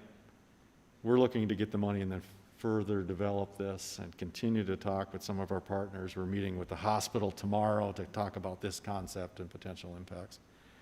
And you know, at this point, I'm just looking for your agreeing to let us continue on with this, seek the money, and then also work to secure the local match that would require to leverage the $750,000 worth of state funds. I'd be happy to answer any questions. Mr. Chair. Yes. I just, County Engineer, I just want to say that I do, you've got my support, but I've just got a question. And looking at this, because to me, it looks like if anybody's ever been to the intersection over by Mills Ford and Holiday Gas Station and trying to get in, and if you go to Menards and you try to get in and out of there, it's a nightmare.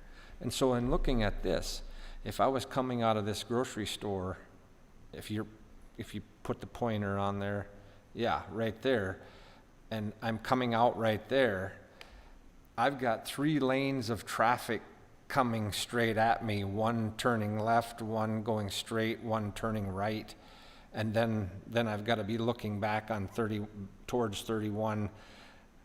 I mean, that almost looks like another nightmare situation. It's just a comment, you don't have to say anything, but it just looks like another Menards Mills Ford intersection there that is a nightmare to try to get in and out of there. I don't know, that's just my observation, so.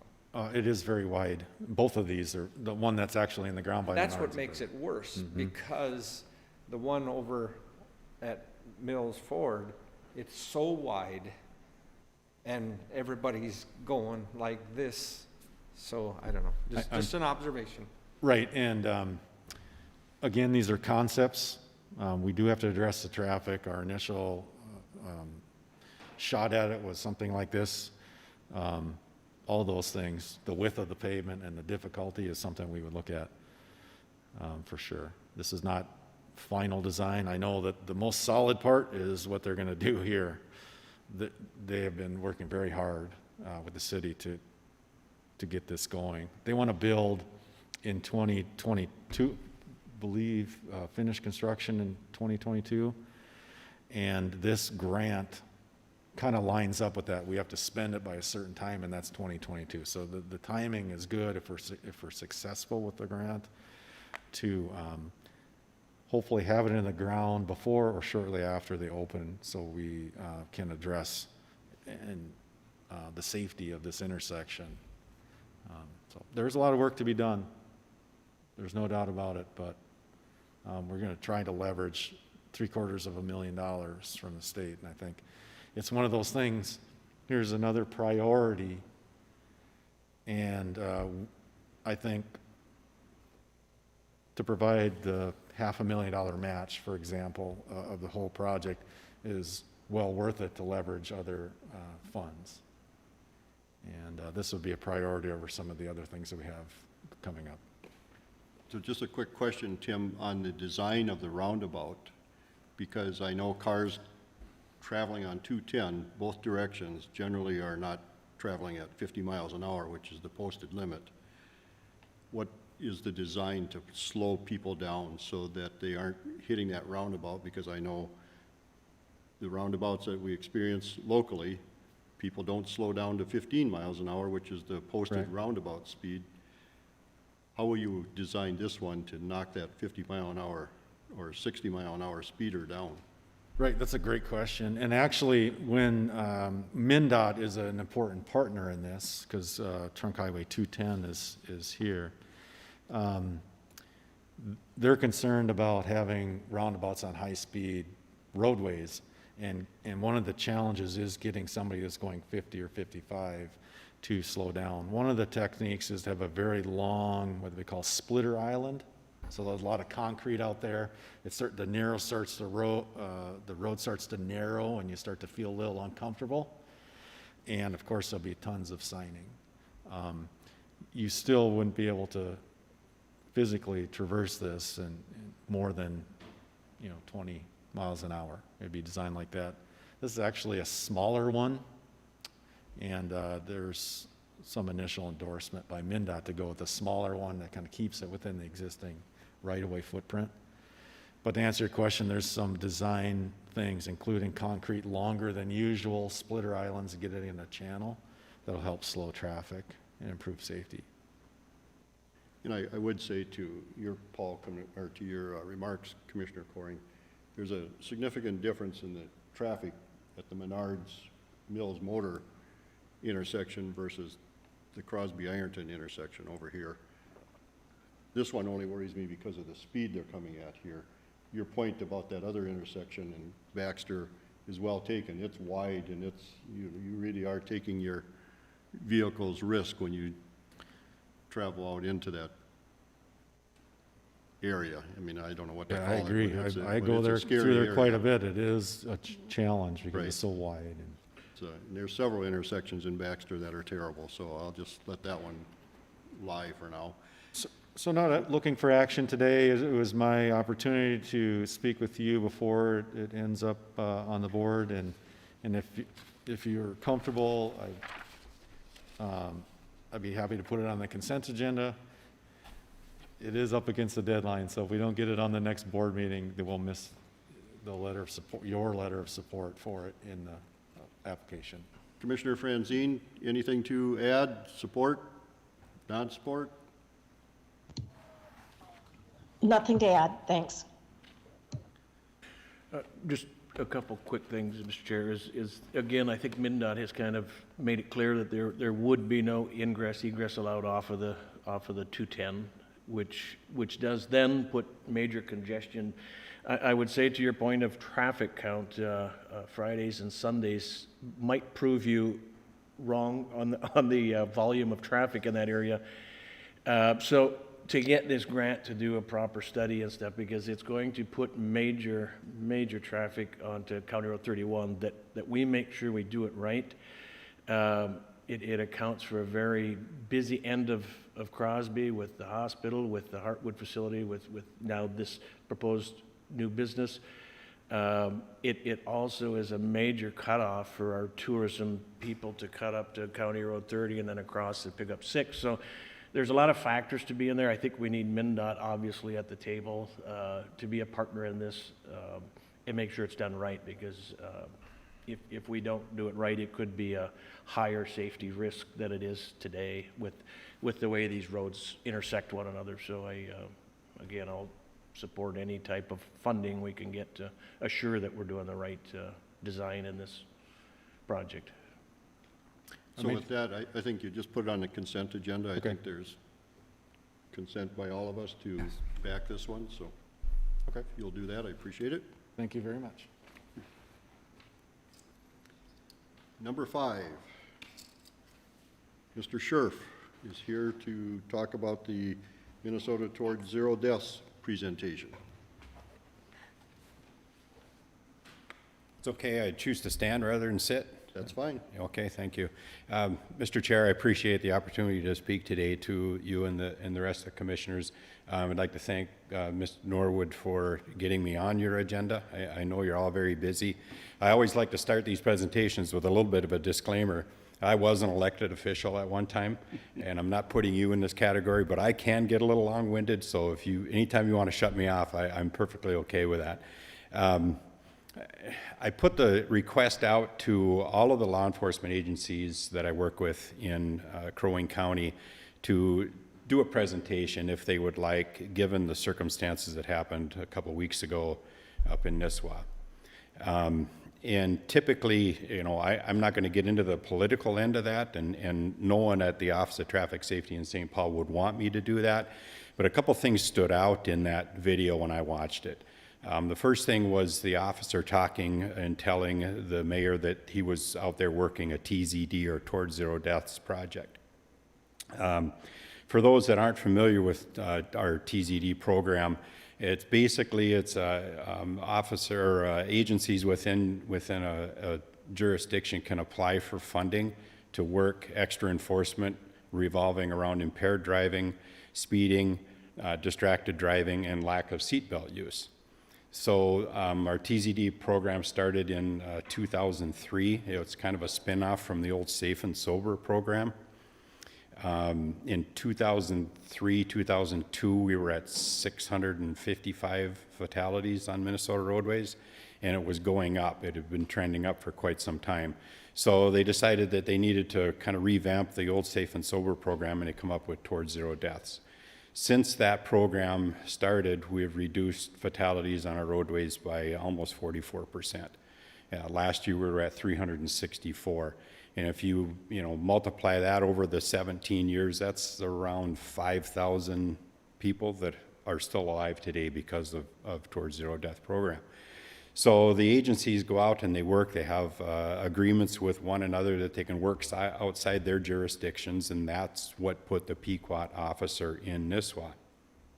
So the other thing that stood out to me at that time was the mayor saying, "You don't know what you're doing, or you're not trained for this," and that is absolutely wrong. Every one of these officers, in order to work a Towards Zero Death shift, has to have specialized training in standardized field sobriety and what we call ARIDE, which is Advanced Roadside Impaired Driving Enforcement. State comes up with all of these acronyms. They're kind of hard to keep track of. So they have the training. That's not something that's easy to do. It takes a lot of commitment on their part. It's something that has to be refreshed every 50 to 60 months from the time they took it initially.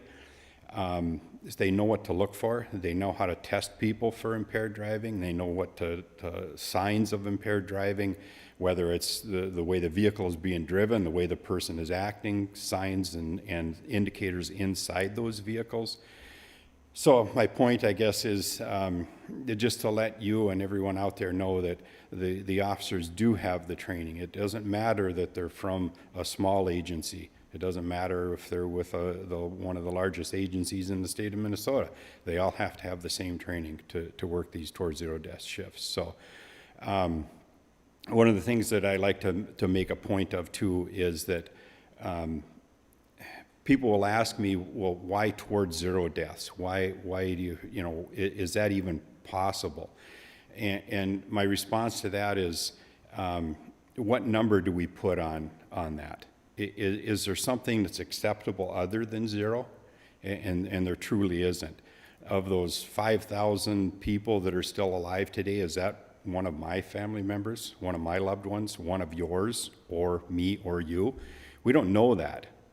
But we can assume that no one in my family has ever died of a motor vehicle crash. My parents have passed from natural causes. I have 7 brothers and sisters. There's 8 in my family. I have, 2 grandchildren, 2 sons, and a daughter-in-law, and everyone's still alive today because of the work that these officers are out there doing, or at least a certain part of it. So one of the things that we do through our Towards Zero Death program is there's a kind of a spin-off program through MnDOT and the Office of Traffic Safety that has a Safe Roads Coalitions, and the Brainerd Lakes Safe Roads Coalition is a part of that.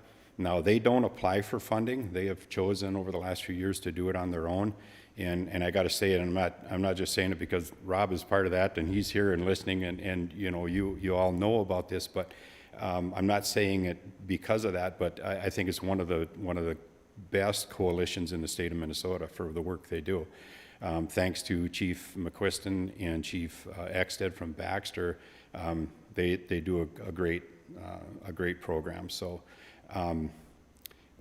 I could go into all of the different aspects. We have education, engineering, EMS, and I can talk about all of that if you would like. I think you've heard enough engineering stuff today to probably to take up that time. So just so you know, I think that it was important for me to stress the fact that the reason these officers are out there is to save lives. They are properly trained. And unless you had any questions of me, that's really about all I had. Commissioner Coring. Can I ask a question and make a comment? I've often wondered myself, and I have conversations with people that I represent, and so you're saying that when this zero death program is going on, that small municipality is receiving money from the state to pay their officers to do that program, correct? That's correct. Okay. Because I had a conversation as I was having breakfast with 3-4 other guys, and when you have a small municipality, and it doesn't have to be, let's just say it's a small town, and they have a main road going through there like 371. Those taxpayers that live in that municipality, they're paying those police officers out of their property taxes, and they're paying their wages so that they can, in essence, drive down people's roads to be a deterrent to somebody robbing their cabin or robbing their house. And if they're out on the highway all the time, if that's what they're doing all the time, I think that almost that the citizens in the city are kind of not getting the protection that they're wanting or they're expecting. You know, I mean, I'm just making that point. Do you see where I'm coming from with that? Or? Absolutely. And I will tell you that I was a police officer for 30 years. I worked in the city of Grand Rapids. I was a patrol officer, patrol sergeant. I retired as deputy chief. I worked a lot of these safe and sober and TZD shifts. They are shifts aside from the normal patrol. Okay. They're not taking away from the hours that the people are paying for. This is extra time. Okay. The officers are using their days off to go out and work these shifts, and that money is technically, it comes down from the National Highway Traffic Safety Administration. It's NHTSA funding. It pays for their time on all their fringe benefits. The only thing that the Office of Traffic Safety asks for, kind of an in-kind, if you will, is the squad car and the gas. Yeah. And I think that's something that, you know, as you move forward, give presentations, you need to explain that's extra money and an extra shift that's being paid out, because I have had people that have asked about that. Sure. And I will say that, you know, a lot of people don't know this, but for 13 years, I did all the medical examiner transports for Crow Wing County. Every car accident, every murder, every drowning, and I can tell you, when I drive around the county, as soon as I drive by where that car accident happened, it pops right back into my head, and I can point them out. So it's stuck with me, and yes, going towards zero death is a good thing. So appreciate you. Thanks. Thank you.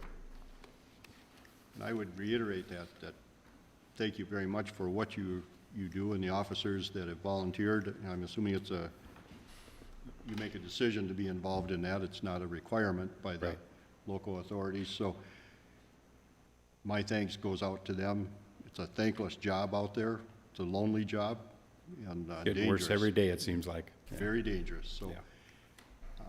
I appreciate them very much. I think all the board members probably do. Commissioner Franzine, do you have anything for Mr. Scherf? No, I don't. Thank you. All right. Anything else? No, just again, thank you for allowing the deputies in Crow Wing County to work these shifts. You know, it does take a commitment from everyone, starting with the county board and the city councils on down. So thank you very much. Thank you. Any other business? Mr. Hool. Mr. Chair, members, SMT met yesterday on budget. Would you like an update? Would you like an update? Would like an update, yes. Okay. I'm starting to think maybe you hadn't heard what I asked. Are they all alive? So you remember when we started the budget process, we had about a $4.2 million requested increase. And of that 4.2, 1 million was to fund a 27th pay period. If you think about, there's 26 pay periods in a year, times 14 days in a pay period, that's 364 days. But calendar years are 365 plus a leap year once every 4 years. And so you have to gel that up, right? So in 2021, we will have a 27th pay period. And so that drives an additional $1 million that hits the books in that 1 year. The other one is the COVID impact of the loss of DOC revenue. And that drives about another $1 million. And so those are the two big nuggets that the SMT members have been wrestling with. And I think they have a proposed solution to both of those. If you think about the loss of DOC revenue, it's $1 million loss. And what's the landscape going to look like a year from now for renting out jail inmate beds? We really don't know, right? And so right now what we know is we don't have that revenue. What will it be a year from now? Will we be post-COVID? I don't know. But I think the SMT is going to recommend that you go halfway down that path of replacing that DOC revenue with levy and half with fund balance. It gives you, if you go halfway, then you can retreat if the revenue comes back without having too much of a change, or you can eat the other half of the elephant next year. And that question of fund balance usage, which is the exact same strategy for the 27th pay period, I think, is you have to know where you're at with the fund balance build. And so they also asked that Nick project for him, where does he think we're going to end the year with our fund balances? And what he told them was he thinks we can end 2020 operations with approximately, give or take, about $1 million in fund balance growth from our operations. The CARES Act contributions that we've gotten from the federal government, we should reasonably expect that that's going to build fund balance, according to Nick, about $1.7 million. And if, depending on what we do with a delayed CIP, Nick thought we might be able to build about $2 million in fund balance. So when you look at just those three things, we're looking at a fund balance build of about $4.7 million by the end of '21, which is on purpose and strategically important for us.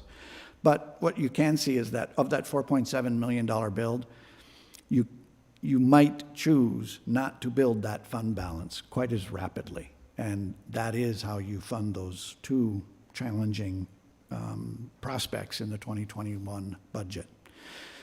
Given those two things, they also had come up with some additional cuts in elections and community services and land services. Where they are at right now is the current increase percent. It's not in the form of a recommendation. It's just the working number right now is at 5.69% increase. And so I believe that it is reasonable to think that you'll have a budget recommendation on your board agenda next Tuesday for under 5%. They're meeting again tomorrow afternoon. Happy to answer questions you have about that or about their strategy or. Commissioner Coring.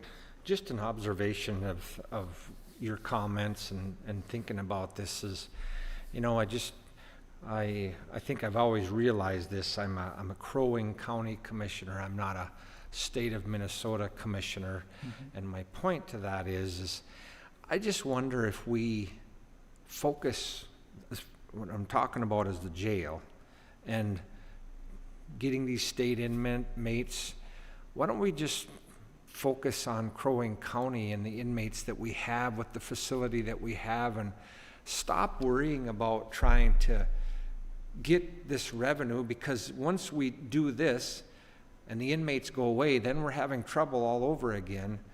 And if we get the state inmates, then we have to hire more people. And then if we lose the state inmates, we have to shed those inmates.